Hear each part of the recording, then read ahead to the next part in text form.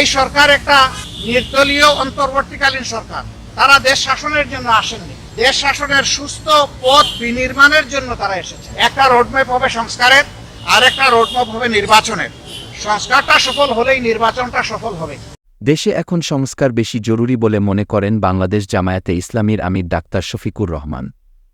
শনিবার বিকালে রাষ্ট্রীয় অতিথি ভবন যমুনায় অন্তর্বর্তী সরকারের প্রধান উপদেষ্টা ডাক্তার মুহাম্মদ ইউনূসের সঙ্গে সংলাপ শেষে গণমাধ্যমকে তিনি একথা জানান। জামায়াত আমির আরও বলেন, এ সরকার একটি অন্তর্বর্তীকালীন সরকার।